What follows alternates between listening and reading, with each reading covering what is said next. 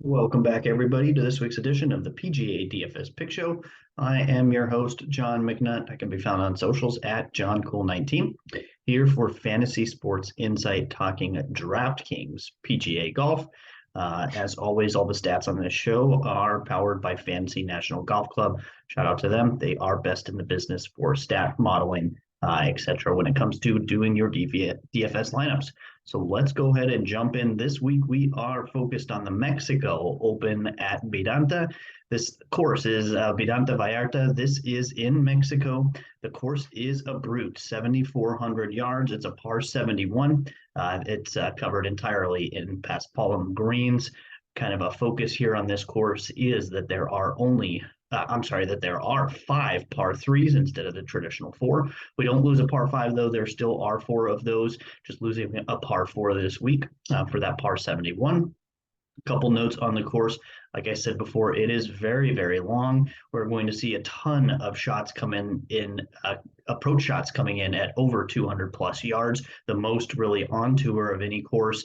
So putting that into my modeling as a focus for key stats this week. As far kind of some additional notes on the course, these fairways completely wide open. It's very, very wide. It is not hard to make fairways on this course, and the rough is non-penal, very, very short, not difficult to get out of at all. So really, when it comes to drive accuracy, not an issue at all this week. So I'm much more focused on drive distance, being able to get down there with such a long course. Having less approach shots from that 200 plus yards is nice. But again, we expect there to be a ton throughout the week this week. Other notes here as far as the course goes, the traditional winds will pick up every afternoon. It's not going to, the outlook right now is not that it will be terrible, but certainly an advantage to morning golfers just as much, if not more, than a normal week on tour. Lots and lots of sand as well on this course. Quite a bit of water also, but certainly going to include some sand save percentage into my modeling, as well as par 5 scoring. They are very long par 5s, so if you want to kind of trim that down to a par 5s at the 600 to 650 yard range, that captures at least a few of the holes this week. But really, par 5's got to be able to make birdies there. In general, the course is average to a little easier than average. I don't expect that to change this year. Last year was the first edition of the Mexico Open at this course. This is the second try. We do expect the PGA Tour will return next year for a third season, and then we'll see after that. That's about it as far as the course goes. Any other stats that I'm including? I did toss in that par 3 scoring, since we do have the extra par 3 this week. And then greens in regulation, got to be able to get up and down, got to be able to make some birdies this week. And again, being that long proximity, 200 plus yards, need to find some guys who are hitting the green and getting it close there. So birdie or better. And then also some opportunities gained I included in my modeling as well. All right, that'll do it for the course and my key stats. Let's go ahead and jump right into my favorite plays of the week. I am not going to mention Jon Rahm. He is the obvious favorite, the betting favorite, #1 in everybody's modeling this week. I'm not including him here. If you want to play Jon Rahm, there is no issue with that. Just understand he'll probably be like 35, maybe 40% owned in some contests. If you're making a single entry lineup and you play him, that's fine, but you need to get off of some other chalk, probably including both of these guys that I'm listing here. They will be very popular plays. But again, Jon Rahm, hands down, best play of the week. But as far as that goes, that is just boring to me because everyone knows he is the best golfer in the field. I think there's only 3 of the top 50 golfers in the world that are teeing it up this week. Jon Rahm should win this event. He won here last year. He certainly has the game for it. Everything I mentioned on the key stats, he checks the boxes for. But for the purpose of this show, I'm going with a couple other guys, starting with Wyndham Clark. He's at 9,700 on DraftKings, 16-1 outright. I do like that outright. Wyndham Clark can certainly win this event if Jon Rahm will let anybody else have a chance. The form's really good. He's made his last 12 cuts on tour. He's been top 10 in 2 of his last 3 starts. He has pardon me, four total top tens already this season. He did finish at this event 67th last year, but he wasn't playing nearly as good at golf as he is right now. His irons are very, very hot lately. And looking at kind of the rest of his game off the tee, he ranks 16th in the last 50 rounds, also third in drive distance. And that proximity stat 200 plus, he ranks eighth in my modeling there. He's also finding greens. He ranks sixth greens in regulation over the last 50 rounds and eighth opportunities gained. So a lot to like about Wyndham Clark this week. Another golfer I'm going with near at the top of the pricing here, and that is Gary Woodland.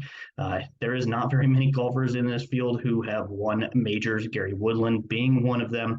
I really like him this week. The form's decent. He's made 8 out of his last 10 cuts, but that does include 2 top 10 finishes. He was also 14th back at the Masters. That is another course with some large fairways where missing isn't necessarily too penal as long as you're not off into the trees, but certainly kind of wide fairways. Gary Woodland can play very, very well on those types of courses. He was 24th at this event last year, rates out really well on my comp courses that I ran this week. And then his last 50 rounds, he is number 1 off the tee, which is surprising with Jon Rahm in the field, but number 1 off the tee, 5th drive distance, number 1 in that proximity stat, 200 plus yards, 4th in greens in regulation, and he is 11th opportunities gained. So really everything points towards Gary Woodland having a very good week this week. I was deciding between these 2 golfers for my one and done selection. Tune in at the end here and I will mention who I picked, but these were my 2 favorites really. For this week's one and done selection. Now let's go on to some value plays and some pivot options. As far as value goes, there's a ton of guys I do like kind of in that 7K range, but Will Gordon does pop out as a favorite for me. He's 7,900. 50 to 1 outright. I think like a top 5 or a top 10 bet on Will Gordon would be really sharp here. He's made 12 out of 15 cuts this season. He did not play this event last year, but in November at Mayakoba, also another event in Mexico, he did finish T3. That was a pretty good field as well. So Will Gordon certainly has shown that he can play well in kind of these type of conditions, if you will, in Mexico. For his last 50 rounds, 5th ranked off the tee, 10th in distance. He's top 25 in that long proximity stat, and number 2 greens in regulation. He's also top 20 sand saves, which again I think is going to come into play this week. I like Will Gordon a lot. I don't know how popular he's going to be. I think the fact that there's so many guys kind of in that range that people want to play, nobody I think is really popping as kind of an over-owned golfer.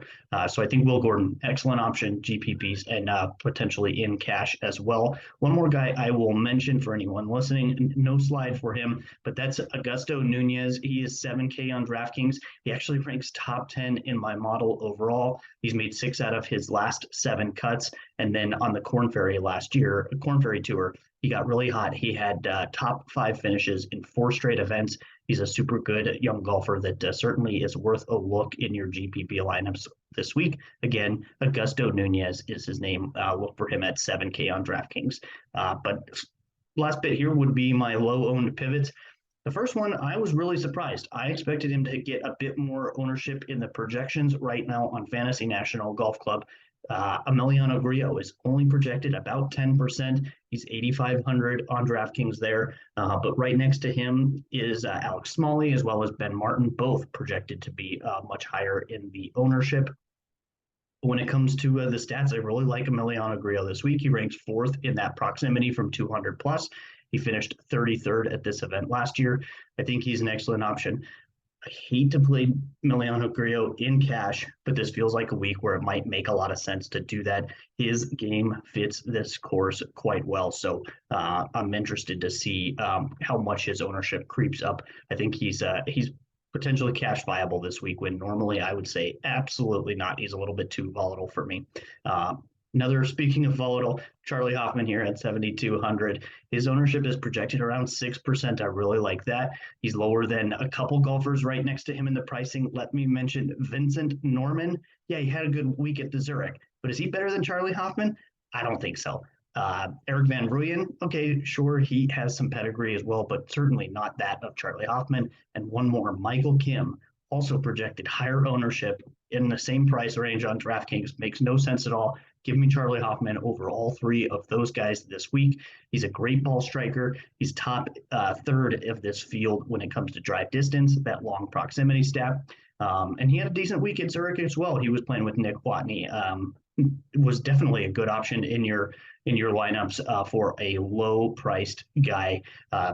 Pair of golfers, I should say, that did quite well. So give me some Charlie Hoffman this week. I will take that as I pivot over some of those guys I mentioned before, that they're just not as good at golfers as Charlie Hoffman. They should not be higher owned than him this week.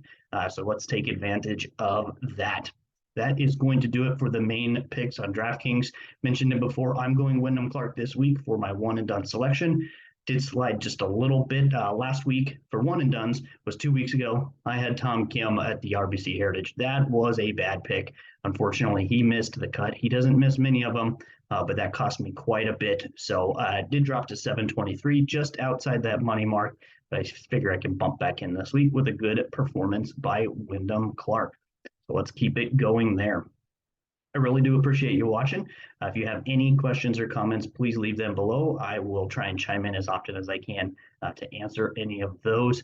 As far as core plays, ownership projections, and any weather concerns, which I don't think there will be this week, all of that can be found in our Discord. I usually am posting all of that Monday, Tuesday, and then Wednesday core plays at the end of the week. Best way to join our Discord is by going to our Twitter handle at FSI_DFS. Also through the website, FSIDFS.com. Both great ways to join the Discord. Hopefully see you there, and good luck this week.